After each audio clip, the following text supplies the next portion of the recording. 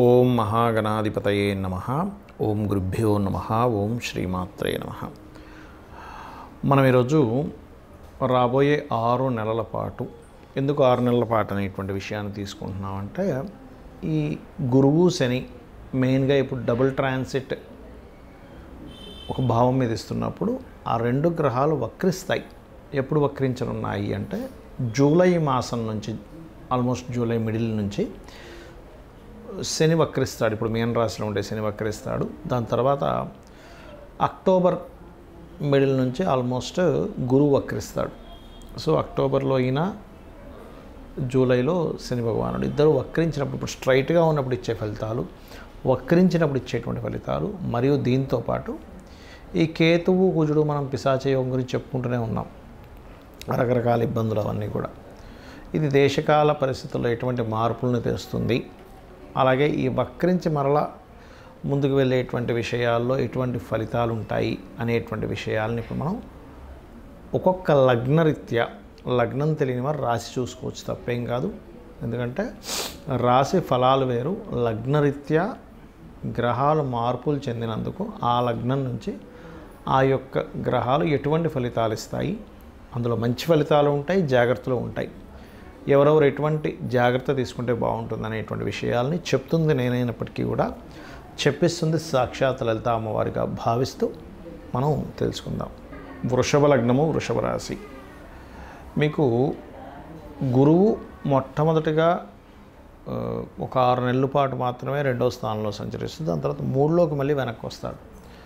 దీనివల్ల ఏమిటి అంటే, గురుగ్రహం ఎప్పుడైతే 3లోకి వెళ్ళి వెనక్కి వస్తుందో మీడియేటింగ్ ద్వారా ధనయోగాన్ని ఇస్తుంది, గుర్తుపెట్టుకోండి.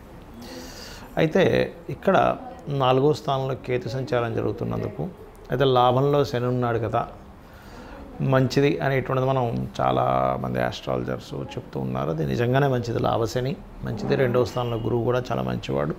అయితే ఇక్కడ చాలామంది నాకు రైజ్ చేసిన క్వశ్చన్ ఏమిటి అంటే, 2వ స్థానంలో ఉండే గురువు ముందుకు వెళ్ళిపోయి మళ్ళీ వెనక్కి వస్తున్నాడు కదండి, ముందుకు వెళ్ళిపోయినప్పుడు ఏమైనా ఇబ్బంది ఇస్తుందా అంటే, ఎప్పుడు కూడా ఒక గ్రహం ఒక రాశి నుంచి ఇంకొక రాశిలో కదిలినప్పుడు అది ప్రత్యేకంగా కొన్ని విషయాలను సూచిస్తుంటుంది. ఏమిటది అంటే, ఎప్పుడైతే 3లోకి వెళ్తాడో అక్టోబర్ మాసంలో, అక్కడ వివాహ సంబంధించిన విషయాలను కుదిరేలా చేస్తాడు ఒక నెల 2 నెలల పాటు 3లోకి వెళ్ళినప్పుడు. ఎందుకంటే 3 అనేటువంటిది సంప్రదింపులు, వివాహ నిర్ణయాలు, మనం ఏదైనా అగ్రిమెంట్ చేయడము, గతంలో ఏమైనా గొడవలు ఉంటే అవి క్లియర్ అవ్వడానికి 3లోకి వెళ్ళినటువంటి గురువు మంచి ఫలితాలు ఇస్తాడు అక్కడ.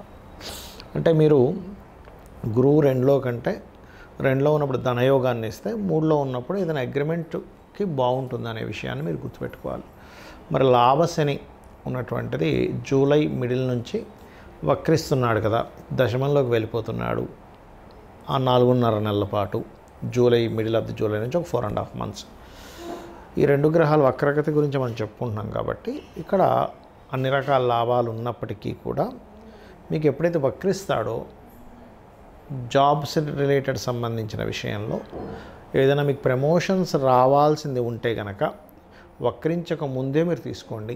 వక్రించిన తర్వాత ఏమైపోతుందంటే రావాల్సిన ప్రమోషన్ మిస్ అవ్వడము, వర్క్లో కొంత ఎక్కువ స్ట్రెస్ అవ్వడము. అయితే దశమం వైపు వెళ్ళేసినప్పుడు కూడా ఇక్కడ ఒక గుడ్ న్యూస్ ఏంటంటే, కొత్త ఉద్యోగ అవకాశాలు కూడా ఇస్తాడు. ఇక్కడ శ్రమకారకుడు, ఉద్యోగ కారకుడు, వ్యాపార అభివృద్ధికి, ఉద్యోగానికి కూడా కారకుడు శని. కాబట్టి వక్రించి వెనక్కి వెళ్తున్నందుకు అటువంటి మంచి ఫలితాలు కూడా ఇస్తాడు. కాకపోతే మీరు మాత్రం శని వక్రించే లోపలే, అంటే మిడిల్ ఆఫ్ ది జూన్ లోపలే ఎటువంటి ప్రమోషన్ రిలేటెడ్ సంబంధించినవి మీ పై అధికారులతో ఉంటే అది మాట్లాడేసుకోవడం మంచిది.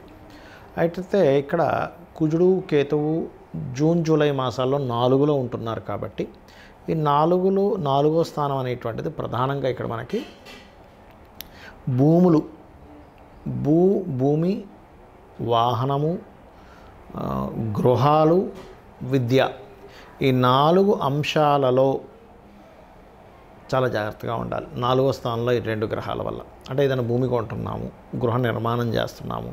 ఎందుకంటే కుజుడు కేతువు ఇద్దరు కూడా కలయిక మంచిది కాదు 4వ స్థానంలో. తొందరపాటు పడి ఇప్పుడు ₹1 కోటి అవుద్దనుకుందాం, ఒక 2 ఫ్లోర్లు 3 ఫ్లోర్లు కట్టడానికి, ఒక 50 లక్షలతో మొదలు పెట్టేస్తాం, మీ డబ్బులు వస్తాయిలే అని. అక్కడ మనం స్ట్రక్ అయిపోతాం, సగం చేసి వదిలేస్తాం డబ్బులు లేక. ఇటువంటి క్యాలిక్యులేషన్ లేకుండా చెయ్యకండి దయచేసి. అలాగే ఈ వృషభం వారు ముఖ్యంగా వాహనాల మీద వెళ్ళేటప్పుడు ఈ జూన్ మాసంలోని మరియు అదేవిధంగా అక్టోబర్ నవంబర్ మాసాల్లోని జాగ్రత్తగా ఉండండి. ఇక మీరు నిత్యము చేయవలసిన దేవతారాధన విష్ణు సహస్రనామాలు, అందులో ముఖ్యంగా అక్టోబర్ నవంబర్ మాసాల్లో లలిత కూడా చదువుకున్నట్లయితే అన్ని విధాలా మీకు బాగుంటుంది. ఈ జూలై 15 తర్వాత శని వక్రగతి అని చెప్పుకున్నాం. అదేవిధంగా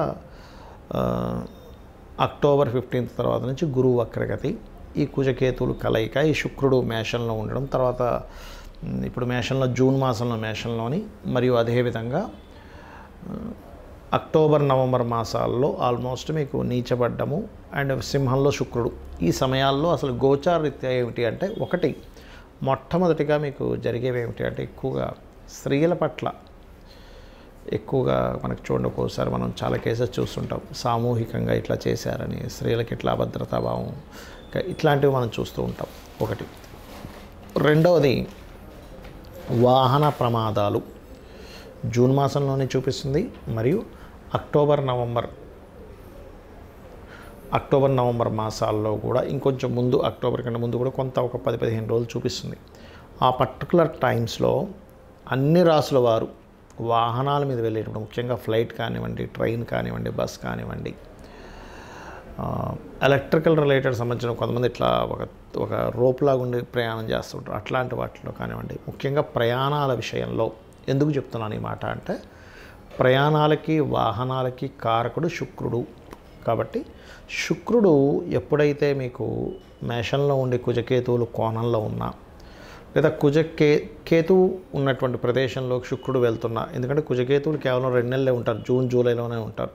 ఈ యొక్క పిశాచ యోగం జూన్ జూలై మాసంలోనే ఉంటుంది. దాని తర్వాత కుజుడు మన ఈ యొక్క కన్యారాశిలోకి, దాని తర్వాత ఈ యొక్క తులారాశిలోకి ఎంటర్ అవుతాడు. కాబట్టి జూను, అదేవిధంగా అక్టోబర్ నవంబర్ మాసాల్లో చాలా జాగ్రత్తగా ఉండాలి.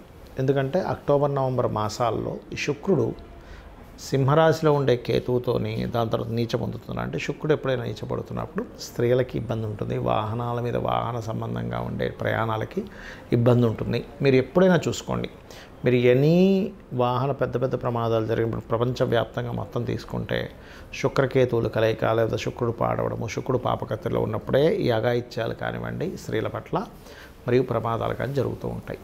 మరి ఈ శని వక్రిస్తున్నాడు కదా దేశవ్యాప్తంగా, ఎటువంటి ఫలితాలు ఇస్తాడు ఇక్కడ అని చెప్పి చూసుకున్నట్లయితే, ఈ వక్రగతి వల్ల ఏమవుతుంది అంటే, ఇక్కడ మెయిన్గా శని భగవానుడు మీనం నుంచి వక్రించినందుకు ఈ 4.5 నెలల పాటు కొంచెం, ఇప్పుడు చూడండి రకరకాల దేశాల్లో యుద్ధాలు ఇవన్నీ మనం చెప్పుకున్నాం 3 నెలల క్రితమే.